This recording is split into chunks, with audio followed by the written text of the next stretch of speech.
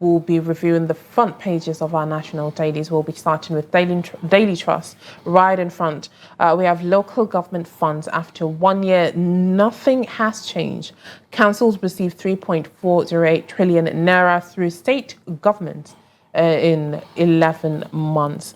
We have right in front a graph depicting how much the local governments got for each month. Right at the top left, we have military airstrikes kill many terrorists in Zamfara and Kebbi states. That's on page 10 of Daily Trust. Amid high electricity costs, varsities health facilities yet to get subsidy. That's on page 6 of a Daily Trust newspaper. Shatima visits Buhari in London. That is on page 9 of the Daily Trust newspaper. Right at the bottom, we have how Adoke stopped Jonathan from removing me as a governor, says Shatima.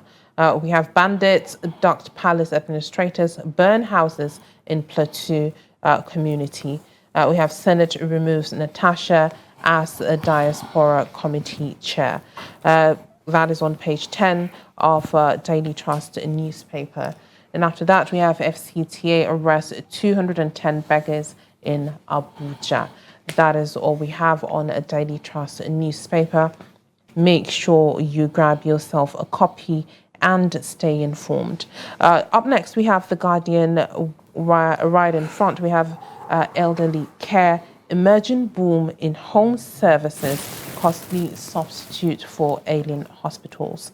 And then we have security operatives killed, others missing in fresh Benue attack. That is on page 30 of The Guardian newspaper. ECOWAS court rejects bid to overturn a $10,000 judgment against Nigeria. At the top left, we have INEC deploys online party registration portal as applications hit 129. That is on page 3 of The Guardian newspaper. The federal government shrugs off United States pressure to accept foreign prisoners, deportees. That is on page 3 as well on The Guardian newspaper. 210 trillion naira probe. Senate berates NNPCL boss for defiance in issues ultimatum. That is on page 3 of as well on The Guardian newspaper. Lagos local government polls, APC opposition parties bicker over exercise. Where Figadolo accepts Supreme Court verdict, requires robbery betrayal of Edo People's Trust. We have ADC coalition faces uphill task to unseat Tinubu, says presidency Budi George. That is on page 6 of The Guardian newspaper. All right. With us here in the studio, we have Nuruddin Abdullah, editor, 21st Century Chronicles. He will be aiding us in analysing the top stories that made it to the front pages. You're highly welcome. Thank you for joining us. Thank you. Good morning. All right, on a Daily Trust, let's start with Daily Trust. We have local government funds. After 1 year, nothing has changed. And this has been ongoing, whereby the local governments are waiting to get their autonomy, and it still has not happened, which is depleting, the workings or what would be carried out in every local government. What is your take on that? I think from the beginning, this is just 1 year after the Supreme Court judgment. 2 years, 3 years, nothing will change. Judgment alone cannot change the current fiscal dynamics of the third tier of government. No. People celebrate it, but it goes beyond that. So what are the intricacies? Thank you. Before this judgment, you remember, during the Buhari's, tail end of the Buhari's regime, the NFIU in particular issued a circular saying that, okay, the CBN now should be sending the money directly to the local government account, you understand? State government were asked to make amendments, to end that local government state joint account, what a few. That was done. But do you know what happened at that time? The same local government chairman who received the alert of his federal allocation will now go and meet his governor Your Excellency, here is the money. What do you want?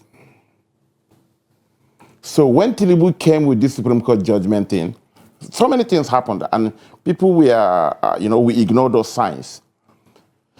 Supreme Court judgment should take immediate effect unless otherwise stated. But the president, I'm not a lawyer, in violation of the honor, put 3 months moratorium, which is alien to the law. That's one.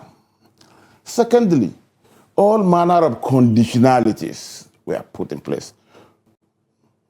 More like coke in the wheels of progress of the implementation of judgment. The CBN is giving conditions, 2-year audited account. Was that part of the judgment by the Supreme Court? No. The AGF is dilly-dallying. That's upside. So the presidency, the federal government is using it as a bargaining chip with the governors, just like the state police matter. Yes, you have this. If you do this or you do that, you will get this. Because the local government funds, you said now in the last 11 months, about 3 trillion was disbursed. They are slush funds for the governors. Most of the loots in taking place in the states done by the local government funds. Check the EFCC cases of all former state governors. Go back to the states. Look at how the local government elections were conducted. Yes, boys, we are just imposed. In Kaduna, for instance, we had an election, local government election. All the election ruling party won, almost all across the state. The same thing in Kano. Same thing, almost the same thing. So these people, even if you give them this autonomy, they will still take the money to their godfathers, who are the governors. So it makes no sense at all.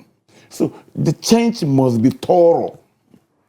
You can't have local government fiscal autonomy when state governors are conducting local government election. Take Kaduna, for instance. 1/3 of the people that become local government chairman across the 20 program we are working in the government house as SA this, SA that, PA this, PA that. They were just sent back to their local government to represent the governor, not the people. So that's the fact of the matter. So if this thing takes 5 years, nothing will change. It has to be thorough. All right. Let's look at the electricity. Amid high electricity costs, varsities, health facilities yet to get subsidy. So what is your take on that? I think the federal government needs to look at this very well. Health should be a social service. But again, most of these public hospitals are charging fee for their services. So why can't they pay for the lights? When the National Hospital is complaining, are services free in the National Hospital? No. Absolutely not. Federal medical centers? No. They have budget for all this. Where are the monies going into? It's just like the military, the paramilitary institutions, where there's always back and forth with them over electricity supply. Check their budgets. There are budget for all this. Are the monies not being disbursed? Or they were disbursed and diverted? These are the things we should find out. All these federal public institutions, health centers, they charge. It is not free. So why can't they pay for their utilities? They should pay their bills too. All right. Thank you very much for helping us analyze, even though it wasn't a lot due to time. But thank you for joining us as always. You're most welcome. Thank you. All right. That's all we have for today on Daybreak on Trust Television. Make sure you tune in tomorrow morning at 8 a.m. for Daybreak Extra. Don't miss out. As always, I'm Hawa Adamikiawa. Thank you for watching.